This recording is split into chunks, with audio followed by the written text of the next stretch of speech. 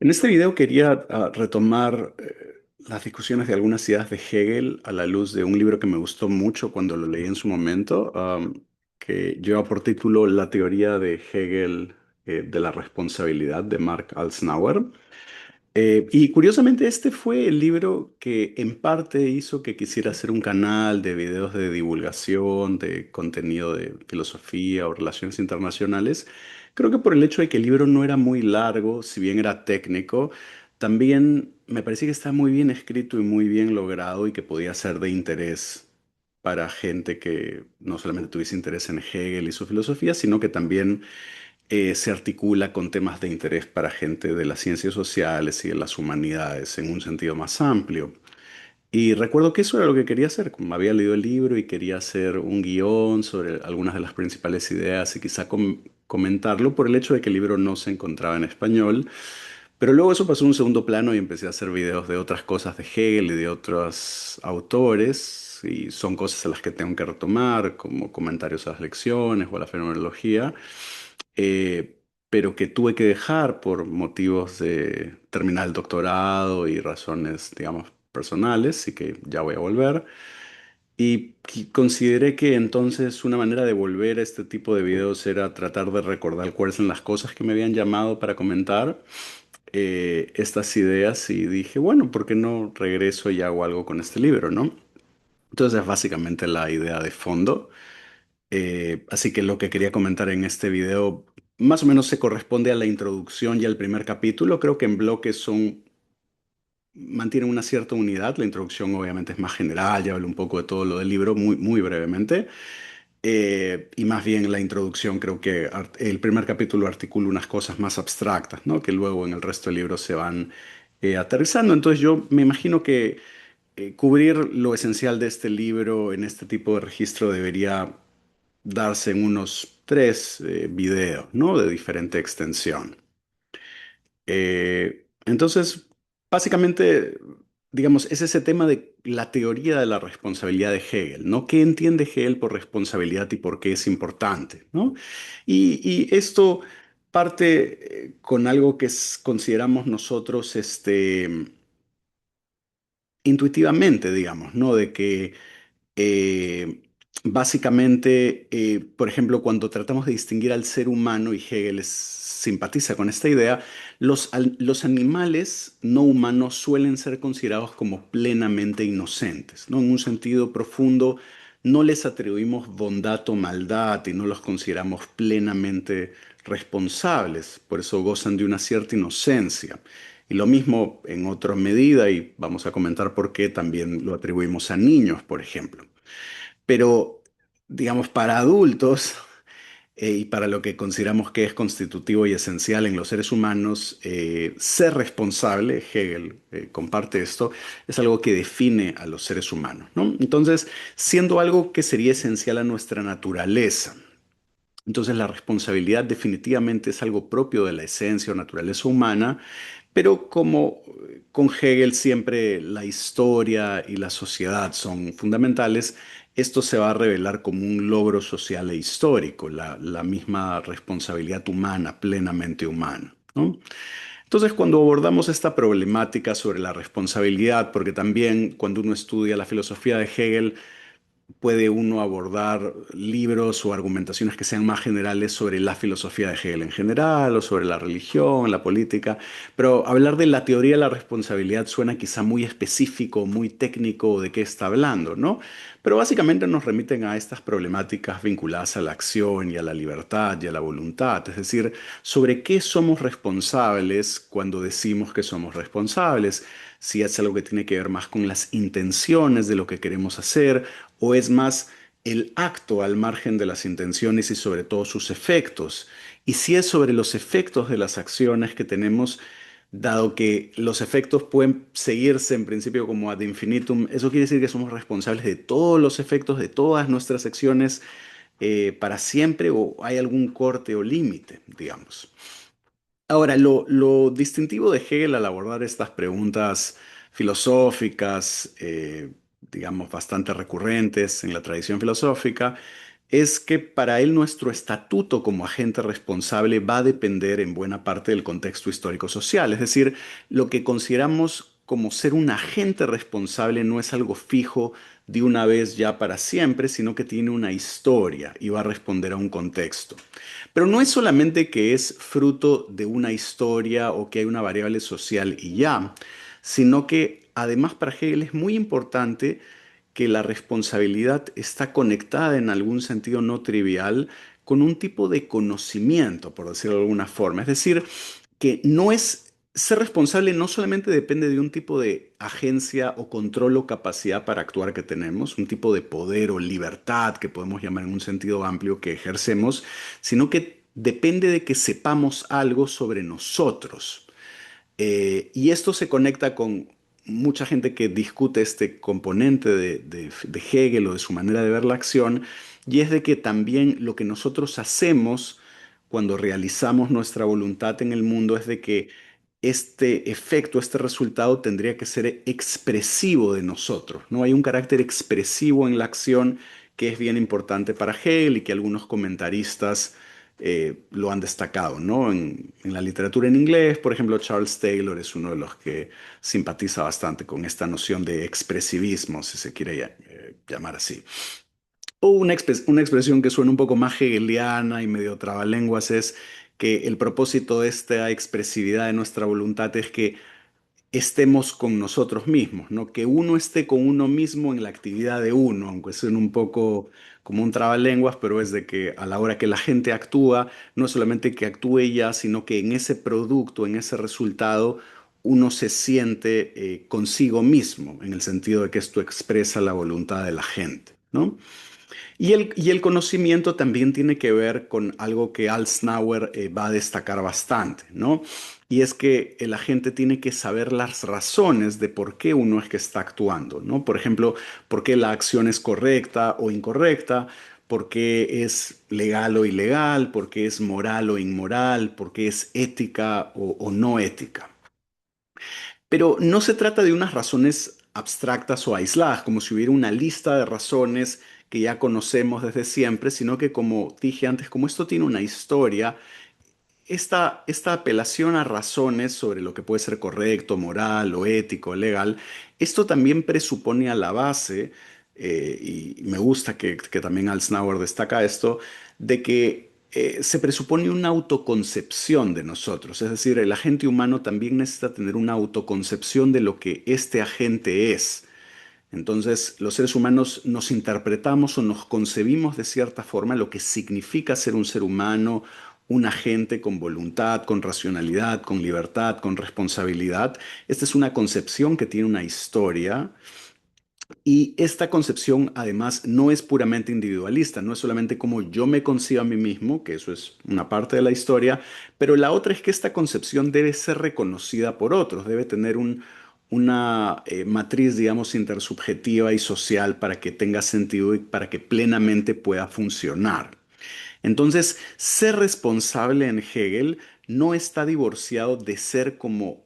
considerado como un agente que puede ser responsable, en este caso por otros agentes, digamos, ¿no?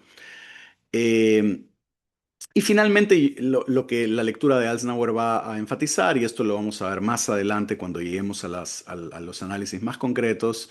es que las acciones van a ser estas actividades humanas que están guiadas por ciertos fines que pueden ser en última instancia objetivamente evaluadas. Y acá Eisenhower va a apelar a lo que él considera que son las razones objetivas. Y vamos a ver más adelante qué significa esto, pero solamente me interesa destacar de que los agentes tienen una concepción de lo que son. Esto requiere que otros agentes reconozcan esta concepción o que sea compartida. Esto es fruto de una historia y esta concepción también está relacionada justamente con un marco normativo y social de evaluar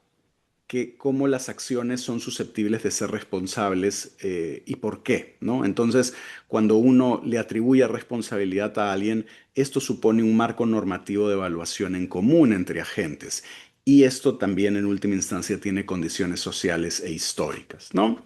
Entonces, en este punto también Alznauer en la literatura más especializada, y yo no voy a hacer esto por los fines de este video, discute un poco cómo Taylor, por ejemplo, conecta esto con el expresivismo y la filosofía de la mente, con Quante, y cómo él discute esta lectura de Taylor sobre la acción y cómo para él esto requiere, digamos, se piensa en términos de diferentes descripciones. Y finalmente el caso de Pippin también y cómo Pippin piensa esto en conexión a una especie de sociedad o estado más racional.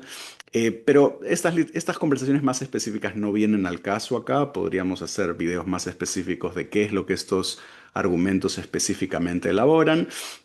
Pero lo que le interesa a Alznauer de esta reconstrucción, de esta conversación de la filosofía de la mente y de la acción de Hegel, es que al final para él de lo que se trata, y esta es la posición particular que lo va a defender en el libro, es de que para ser responsable uno va a requerir de ciertas capacidades psicológicas o mentales,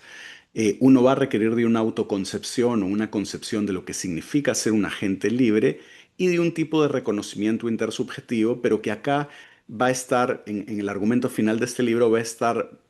relacionado con ser reconocido como miembro de un Estado, de una comunidad política, y vamos a llegar a eso y por qué se interpreta de esta forma. Y finalmente los momentos más conocidos de la filosofía política de Hegel, en su filosofía del derecho, el derecho abstracto, la moralidad y la eticidad, van a aparecer y van a ser leídos a la luz de estas problemáticas. Entonces también en ese sentido el libro de Alznauer sobre la teoría de la responsabilidad de Hegel también es una manera de interpretar la filosofía del espíritu objetivo y la filosofía de la historia de Hegel en su conjunto desde este eje, y también trae resultados interesantes, ¿no? Entonces, digamos, lo que se anuncia es que el derecho abstracto puede pensarse como la responsabilidad de la gente por la violación o no de derechos de otros, mientras que la moralidad va a pensarse como una responsabilidad por daños que podemos hacer a otros a sabiendas y voluntariamente, por ejemplo. Pero en última instancia lo que se va a revelar más adelante en el libro es de que ambos vocabularios, el de la moralidad y el del derecho abstracto, dependen de la eticidad, ¿no? Este concepto hegeliano que finalmente responde a una cuestión un poco más social, histórica, cultural e institucional. Entonces, si queremos, digamos, para enfatizar cuál es el punto más específico en este nivel abstracto del argumento de Alznauer, que me parece que es el objetivo de este video más breve de hoy, es de que hay tres capacidades o habilidades constitutivas de la voluntad. Entonces, cuando estamos teorizando la agencia, lo que significa ser un ser humano como un agente libre, con voluntad, responsable, Hegel distingue básicamente tres capacidades o habilidades, ¿no? Y esto es lo que sería en sí o esencialmente una voluntad, para que tenga, tiene que tener estas capacidades para que luego pueda haber este desarrollo histórico y que uno pueda ser realmente plenamente libre y plenamente responsable. Entonces, una primera capacidad es la habilidad de no ser determinado por nuestros deseos naturales e inclinaciones. Entonces, básicamente a Hegel le interesa destacar que los seres humanos tenemos esta capacidad en la voluntad según la cual podemos biológicamente o naturalmente sentir inclinaciones o deseos inmediatos,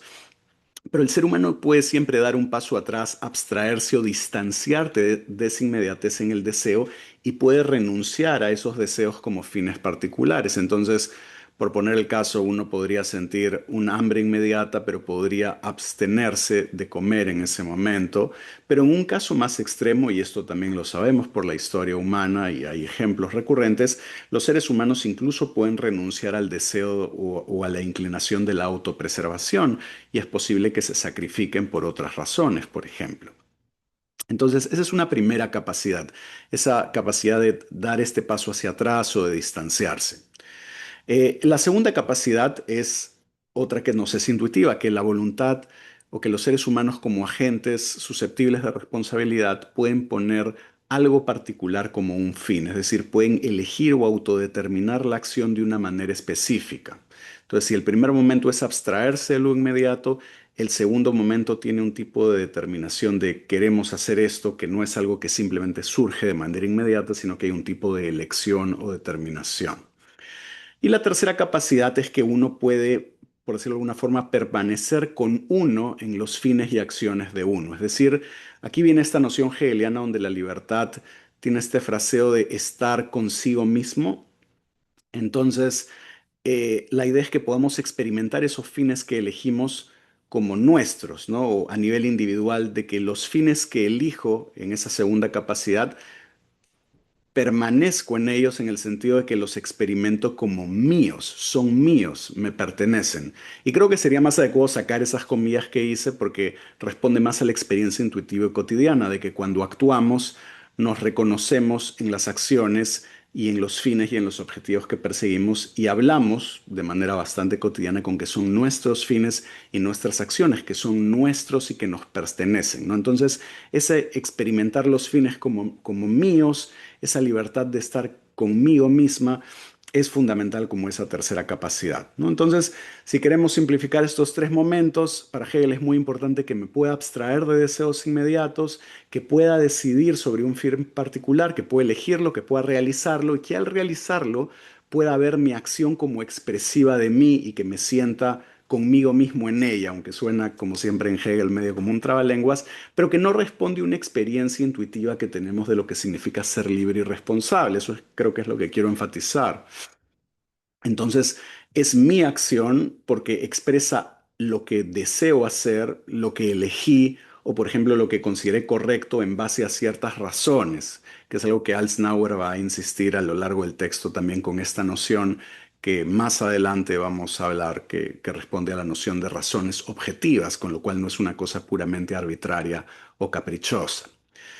Pero hay algo más que mencioné al inicio, ¿no? De que no solamente se trata de me distancio, elijo y me reconozco en la acción, sino que también para Hegel es importante un tipo de conciencia, de autoconciencia, de conocimiento. Es decir, que tiene que haber un tipo de conciencia de lo que significa para mí ser un ser racional, que esto es muy importante para que el ser humano devenga un agente libre. Es decir, que un ser humano en sentido pleno, si lo queremos considerar en sentido pleno como un ser humano libre y responsable, esta persona tiene que saberse así, tiene que tener una autoconciencia. Es decir, para nosotros, si creemos a Hegel, un ser humano que no se sabe o que no es consciente que es libre, no sería plenamente responsable para nosotros. Sentiríamos que le falta algo en cómo actúa porque va a razonar de una manera diferente por la concepción que tiene de sí mismo como no libre. Entonces, esto, digamos, en el vocabulario hegeliano terminaría llamándose o denominándose como libertad implícita. Podríamos decir que esta persona que no tiene esta concepción o esta autoconciencia adecuada podría ser implícitamente libre, pero no sería realmente libre incluso si decide estas cosas en función a ciertos criterios. Entonces, aquí volvemos a esto que mencioné antes, de que para Hegel es necesaria una cierta autoconcepción de lo que uno es, porque esto va a determinar o va a delimitar el tipo de razones que uno tiene para actuar. Entonces, en la medida en que somos libres y responsables, en este sentido cotidiano, actuamos, no, podemos preguntarnos o se nos puede preguntar por qué actuamos, por qué hicimos lo que hicimos y podemos dar razones, pero estas razones, este espacio de razones, no es abstracto en el sentido de una lista infinita que existe igual en todos los tiempos, sino que es un espacio que tiene una constitución social e histórica. Entonces, lo que es una razón válida es algo que depende también del contexto, según la interpretación que trata de desarrollar Alsnauer. Entonces, y que esto no está divorciado, de nuevo, como dije, de una cierta autoconcepción que uno tiene de sí mismo y que además está mediada por un reconocimiento intersubjetivo también. Entonces, es este tipo de ensamblaje, digamos, lo que va a generar una noción efectiva de responsabilidad. Entonces, la autoconcepción termina determinando el tipo de razones que uno considera que tiene para actuar. Y en ese sentido, digamos, aunque es un poco más específico en el texto, pero me parece que en ese sentido, Alsnauer también refiere acá a Charles Taylor por esta noción que Taylor tiene de los seres humanos como seres autointerpretativos, ¿no? Y que Taylor lo hace a su manera, en su manera de pensar a las ciencias sociales, las ciencias humanas, pero que por sus previos trabajos en Hegel no sería algo muy divorciado de lo que está pensando Hegel aquí, ¿no? Entonces, los seres humanos tenemos una relación con lo que somos que está mediada por una interpretación, una autoconcepción, y que esto determina un horizonte de posibilidades sobre qué razones pueden ser válidas para las cosas que hacemos, y esto también está mediado por una relación de reconocimiento intersubjetivo de si somos o no responsables, y digamos, esto está conectado con una concepción particular de lo que somos, ¿no? Entonces, sé que esto suena un poco enrevesado, pero básicamente una implicancia importante, y esto no es algo novedoso entre hegelianos, es de que el ser humano puede cambiar de manera relevante lo que es si cambia su concepción. Esto no hace a Hegel un constructivista radical. Hegel no está diciendo que podemos cambiar radicalmente lo que somos porque finalmente, y acá yo concuerdo con Alsnauer frente a lecturas un poco más radicales de esto, que serían parcialmente pasajes, algunos como de Pippin y de Brandom, donde ellos enfatizan que hay mucha más apertura en lo que es posible, y a mí me parece que Alsnauer también da unas ciertas coordenadas en función a estas capacidades que podríamos llamar más esenciales o naturales o metafísicas de lo que es el ser humano. Entonces hay un horizonte que puede cambiar y transformarse con mucha variedad y mucha riqueza, que es la historia humana, y esa es la historia en buena parte, no solamente porque hay muchas variables que están cambiando, pero ninguna de estas está divorciada del hecho de que la historia humana también es la historia de las autoconcepciones de lo que es un ser humano, ¿no? Pero estas autoconcepciones no pueden transformar las capacidades básicas que había mencionado antes. Estos serían para Hegel como los límites o la esencia de la naturaleza más inmediata o en sí del ser humano. Por ejemplo, esta capacidad para distanciarse de los deseos inmediatos, esta capacidad para poner o determinar fines y perseguirlos, esta capacidad para reconocernos en la acción como algo expresivo y de estar con nosotros en la acción, con nosotros mismos en la acción. Estas son estas capacidades límites que Hegel está reconstruyendo como que son parte de nosotros y que, claro, en la historia se van desarrollando y se van realizando, pero las autoconcepciones no podrían radicalmente transformar eso porque eso es para Hegel lo que constituye la voluntad humana, digamos, ¿no? En su núcleo más básico. Entonces, la historia humana, al margen de esos límites, es un proceso que trata sobre cómo llegamos, en parte, a una concepción de nosotros que finalmente se correspondería a nuestro concepto o esencia, ¿no? Acá no voy a entrar en la discusión del concepto, que claramente se conecta con la lógica, que es muy importante en Hegel, y Alsnauer en el libro hace una buena presentación para los fines de este problema, pero no creo que es tan necesaria para abordar las implicancias de qué significa ser un agente responsable en el argumento más substantivo de Alsnauer, que creo que es lo que genera interés para gente, digamos, que no necesariamente sea especialista o que pueda venir de otras disciplinas, ¿no? Por eso lo que yo quería demarcar de una manera muy básica es de que en Hegel hay unos límites de lo que sería la naturaleza implícita del ser humano y en el contexto de la voluntad de estas capacidades, y cómo Hegel, digamos, trata de elucidar a partir de esas capacidades un concepto de lo que tendría que ser una voluntad plenamente realizada en términos de ser libre y racional, ¿no? Entonces, dado que la naturaleza humana sí es responsable, pero lo fundamental es que la naturaleza humana es racional, esto va a tener que ver con que los seres humanos podemos hacer cosas en función a razones, que justificamos lo que pensamos, lo que decimos y sobre todo en el contexto de este libro lo que hacemos por razones específicas, ¿no? Y como estas razones están conectadas con un tipo de autointerpretación o autoconcepción de lo que nosotros somos, y en el final de esta historia, pero eso vamos a dar los detalles más adelante, a lo que se apunta, y por eso habría un tipo de progreso, es de que esta historia se orienta a que aumente nuestra capacidad de autocomprendernos adecuadamente en esta naturaleza racional que tenemos, pero que además no solo nos sepamos como racionales y libres, sino que esta racionalidad y esta libertad sean efectivas. Y esto sería muy diferente de los otros ejemplos más abstractos, por ejemplo, cuando hablamos o los vemos al comienzo de la filosofía del derecho. Por ejemplo, lo que se llama la voluntad natural tiene una limitación en el sentido de que quien sigue una voluntad natural no se sabe plenamente como racional, pero sí se sabe determinado por deseos naturales e impulsos, ¿no? Y por eso lo conecté al comienzo con la inocencia de los niños, digamos. Eh, y mis acciones son mías porque expresan lo que quiero, pero de esta manera inmediata, ¿no? Y para Hegel esta es una concepción deficiente o limitada. Y más bien luego habría un momento de la voluntad arbitraria que se sabe independiente a los deseos, entonces sí comprende bien esta primera capacidad, sabe su capacidad de autodeterminación, de poner estos objetivos y finalmente sus acciones son suyas porque expresan lo que eligen, ¿no? Entonces, hasta ahí uno puede decir, entonces la voluntad arbitraria sería el concepto pleno de lo que significa ser un agente libre. Y para muchas personas aquí acabaría la historia, pero Hegel cree que hay un momento posterior.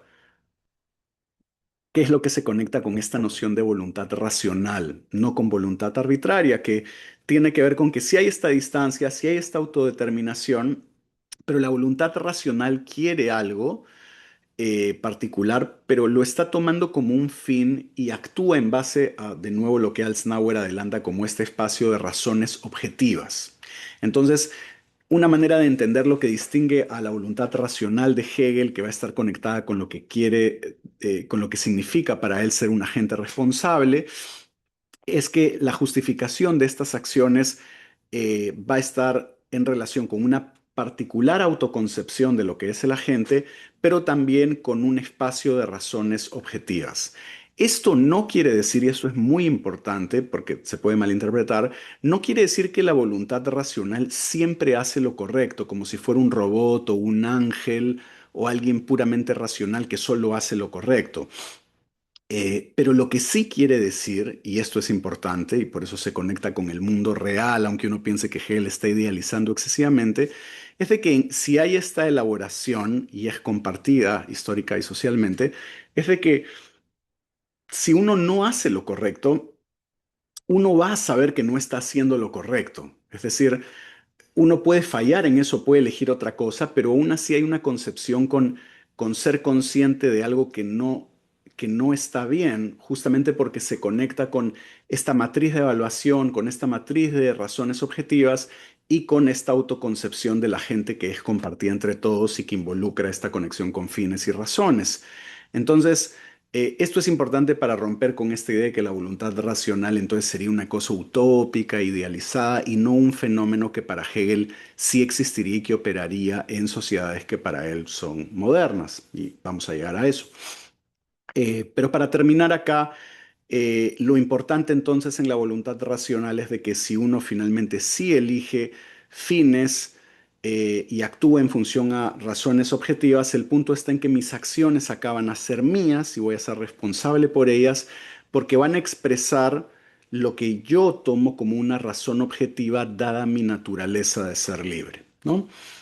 Entonces, creo que acá podemos terminar esta primera introducción, esta noción de responsabilidad con estas capacidades más generales y hacia dónde apunta el argumento. Y más bien en las siguientes partes vamos a ver cómo se elabora esto más sustantivamente en relación a los aspectos más concretos de la filosofía social, política e histórica de Hegel.